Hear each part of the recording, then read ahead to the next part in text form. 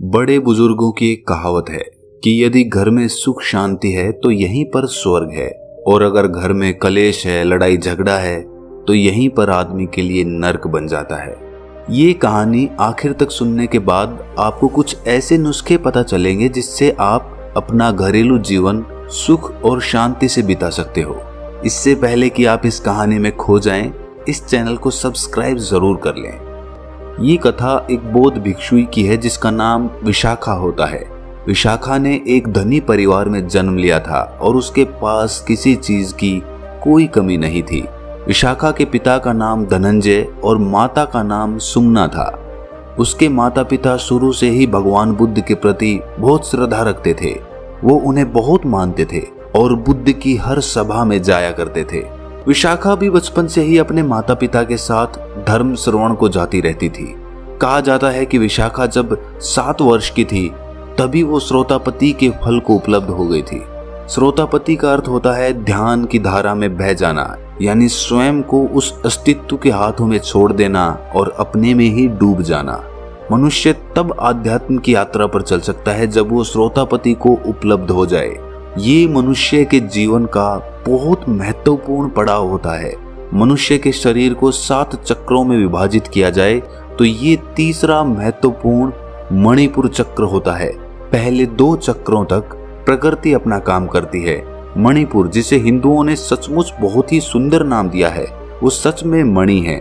वो मनुष्य के भीतर का भाग्य खोल देती है। मणि चक्र बंद होता है, बिना गुरु के सहयोग के वो कभी नहीं खुलता, और जिसका खुल गया वो समाज की नजरों में आपको पागल सा लगेगा। आप उन्हें कहेंगे कि वो तो दीवाना सा हो गया है।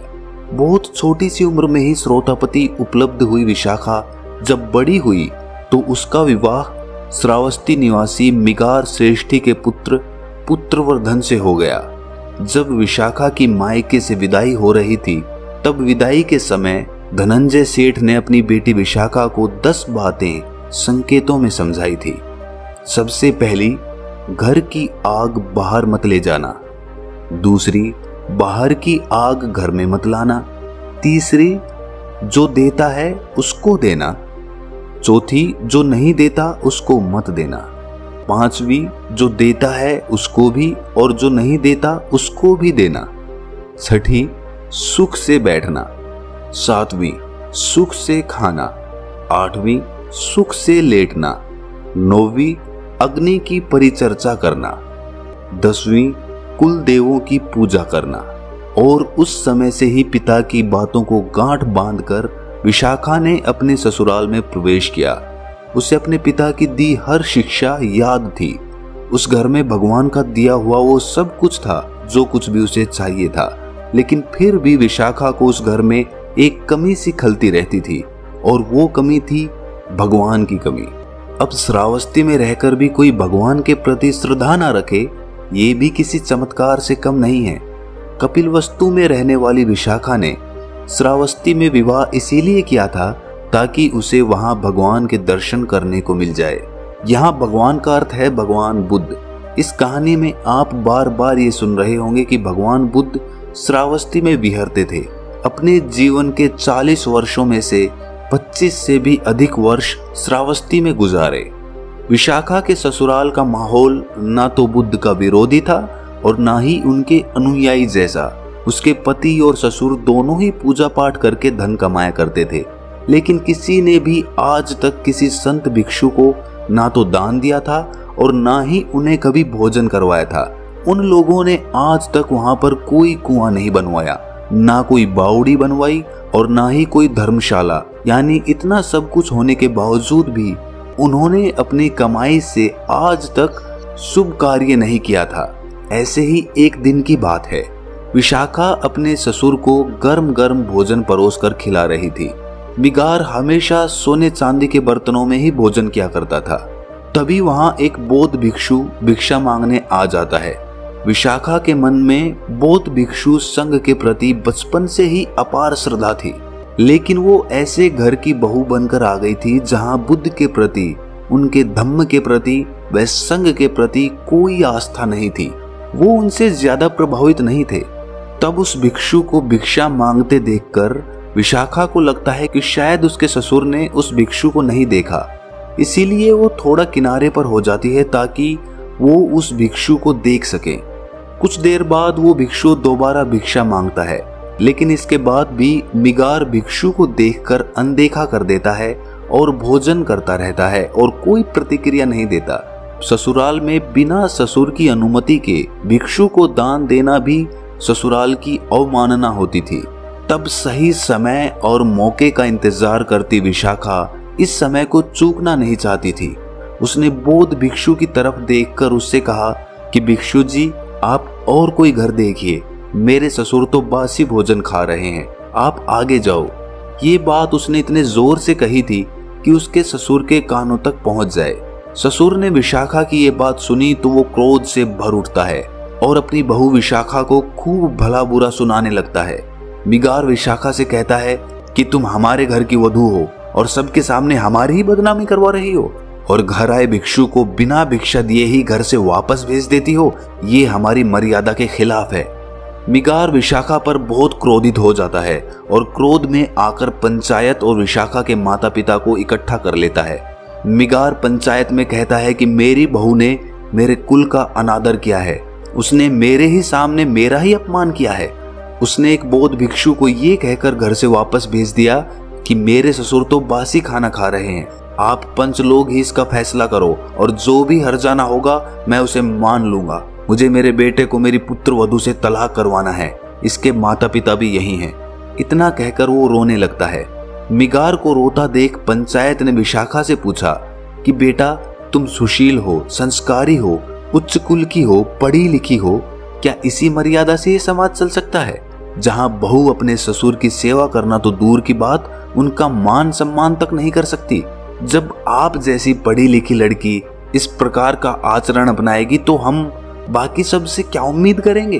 तुम बताओ, क्या तुमने सच में ऐसा कहा था कि मेरे ससुर तो बासी भोजन कर रहे हैं? तब जवाब देते हुए विशाखा ने दोनों हाथों को जोड़कर कहा कि पंच तो भगवान के तुल्य होते हैं, मैं आपसे कुछ भी झूठ नहीं बोलूंगी। ये सत्य है कि मैंने ये कहा था, लेकिन क्यों कहा था वो भी आप जान लीजिए। हमारे घर में वो सब कुछ है जो किसी आदमी को चाहिए, धन दौलत, जेवर, घर, सुख सुविधा का हर सामान जो सबको चाहिए होता है। किसी चीज की कोई कमी नहीं है, सब धन धान्य से भरा हुआ है। भगवान ने सब कुछ दिया है, लेकिन इसके बदले हमारे ससुर जी ने कभी कोई दान, दक्षिणा, कोई मंदिर, कुआं या बावड़ी, कभी भोज आदि कुछ नहीं करते। कभी कभी तो मुझे ऐसा लगता है कि ये किसी और जन्म की कमाई होगी जिसे इस जन्म में ये उपयोग कर रहे हैं। कुछ बोया होगा पिछले किसी जन्म में जिसे इस जन्म में काट रहे होंगे, वरना तो इन्होंने इस जन्म में तो कुछ ऐसा किया ही नहीं जिसके बदले ये सुख वैभव भोग रहे हैं। तो आप ही कहें कि मैंने क्या गलत कहा? मैंने तो उस बौद्ध भिक्षु से केवल इतना ही कहा था कि मेरे ससुर बासी खाना खा रहे हैं। तब आप लोग ही बताएं कि मैं कहां पर गलत हूं, मैंने क्या गलत बोला? विशाखा की ये बात सुन पंचायत उसकी प्रशंसा करने लगती है और मिगार से कहती है कि तुम्हारी संपत्ति पर तुम्हारी बहू का कोई अधिकार है या नहीं? यदि है तो उसे उसमें से कुछ अपने धर्म के हिसाब से खर्च करने की आज्ञा आपको देनी चाहिए, क्योंकि आपकी बहू आपका अपमान नहीं कर रही थी बल्कि आपको चेता रही थी। तब पंच की बात सुन मिगार उनसे कहता है कि केवल यही एक बात नहीं है, और भी बातें हैं जिससे ये ज्ञात होता है कि ये हमारे घर की बहू बनने के काबिल नहीं है। पंचायत ने पूछा, जैसे कि जरा बताइए। तब मिगार कहता है कि मायके से विदाई के समय भी इसके पिता धनंजय सेठ ने इसे हमारे खिलाफ भड़काया था। इसके कानों में कुछ बातें कही थी जो मैंने सुन ली थी। मैं वहीं पर खड़ा था पर्दे के पीछे जब इसके पिता इसके कान भर रहे थे। तब पंचायत ने पूछा कि ऐसा क्या कहा था, बताओ। मिगार सेठ कहता है कि इसके पिता ने कहा था कि घर की आग बाहर मत ले जाना। अब आप लोग ही बताइए कि हम घर गृहस्थी के लोगों के लिए ये संभव है कि अपना चूल्हा जलाने के लिए किसी ने आग मांग ली तो क्या हम उसे आग नहीं देंगे? ये तो आसपास पड़ोस में बैर पालने वाली शिक्षा है ना। तब पंचायत विशाखा से पूछती है, क्या ये सत्य है? क्या उन्होंने ऐसा कहा था? तब विशाखा उनसे कहती है कि ये सत्य है, लेकिन ससुर जी ने उनके अर्थ को गलत समझ लिया है। मेरे पिताजी मुझसे बस ये कह रहे थे कि अगर अपने ससुराल में अपने सास ससुर, देवर, पति इत्यादि किसी की भी कोई कमी दिख जाए तो उसे कभी घर के बाहर मत कहना। यदि घर में कभी लड़ाई झगड़ा हो जाए तो वो बात भी कभी घर के बाहर मत कहना। उनका ये अर्थ था इस बात से। अपनी बहू की बात सुन मिगार सेठ हैरान हो जाता है। तब वो कहता है कि बाकी शब्दों के क्या मतलब थे, उनके द्वारा कहे हर शब्द से घर में बैर ही होगी। तब विशाखा पंचायत में कहती है कि मेरे पिता के कहे हर शब्द का अर्थ ससुर जी ने गलत निकाला है। अब जब बात उन्होंने रखी है तो मैं बाकी सब का भी अर्थ बता देती हूँ। मेरे पिताजी ने बाकी संदेश में ये कहा था कि बाहर की आग कभी घर में मत लाना, अर्थात कि यदि मेरे ससुराल के किसी परिजन की कहीं कोई बुराई कर रहा हो और यदि तुम उसे सुन लो तो इस बात को भी घर में मत कहना।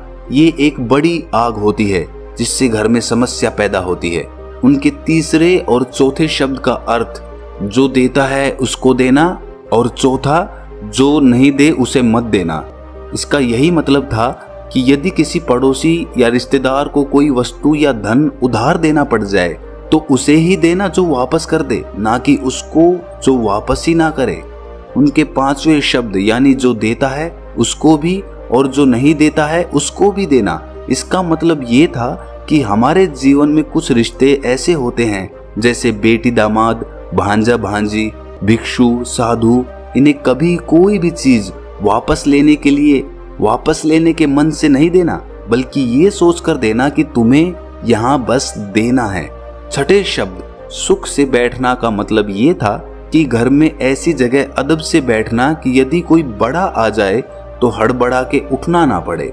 सातवें शब्द सुख से खाना का मतलब है कि भोजन करने तभी बैठना जब सभी घर के बड़े जानवर सब कर लें, वही सुख का भोजन होगा। आठवां शब्द सुख से लेटना, अर्थात लेटने से पहले देख लो कि सास ससुर बड़े बुजुर्ग खाना खा चुके हैं, कोई दवा खानी है तो वो खा चुके हैं, बच्चे सो चुके हैं, घर के दरवाजे बंद हैं, तिजोरी बंद है, कोई किवाड़ खिड़की खुली तो नहीं है। ये सब जांच परख करके लेटना सुख से लेटना है। नौवां शब्द अग्नि की परिचर्चा करना, अर्थात घर में सब स्वयं प्रेम से रहना, किसी के साथ कोई ऐसी बात या बर्ताव मत करना जिससे वो बुरा मान जाए, सबके साथ अदब से रहना। और आखिर में उन्होंने यही कहा था कि कुल देवों की पूजा करना, अर्थात सभी बड़े बुजुर्ग परिवार के सदस्य हो या बाहर के कोई भिक्षु, सबको पूजनीय समझना, उनकी जरूरतों का ध्यान रखना, भूल कर भी उनका अपमान मत करना। यही शिक्षा देकर मेरे पिताजी ने मुझे विदाई दी थी। मैंने आज भी ससुर जी का कोई अपमान नहीं किया, बल्कि बस यही कहा कि ये हर तरह से सुखी हैं, ये जरूर किसी जन्म के पुण्य हैं। ये सब सुनकर विशाखा के माता पिता उसकी सूझबूझ और समझदारी से प्रसन्न हो जाते हैं कि उनकी बेटी ने उनकी बताई हर शिक्षा का न केवल मान रखा बल्कि उसे याद भी रखा। यहाँ मिगार और सभी लोग ये सुनकर हैरान थे। पूरी पंचायत विशाखा की प्रशंसा करते रुक नहीं रही थी। वहीं दूसरी तरफ इतना सुनकर मिगार की आंखों में पानी आ गया। उसने खड़े होकर कहा कि आज से विशाखा मेरी बहू बाद में और गुरु पहले है, और इसे पूरा अधिकार है कि वो अपने हिसाब से जो धन चाहे उसे खर्च करे। इसके बाद सब अपने घर लौट जाते हैं और घर जाकर मिगार विशाखा से ये कहता है कि क्यों ना कल हम सबको भोजन पर आमंत्रित करें।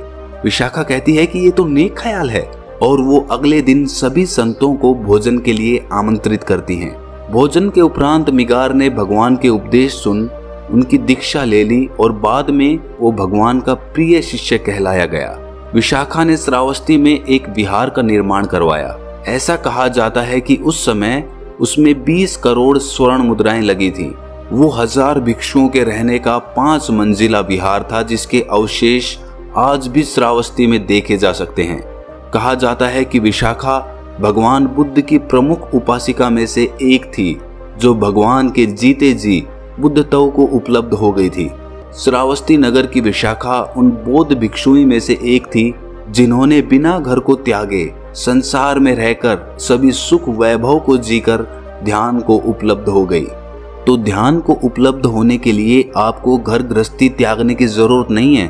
आप अपने घर में रहकर सब सुख सुविधाओं के बीच रहकर उस बुद्धत्व को प्राप्त कर सकते हो। बस आपके मन में वो इच्छा, दृढ़ निश्चय और वो लगन होनी चाहिए जो आपको निरंतर ध्यान करने के लिए प्रेरित करे।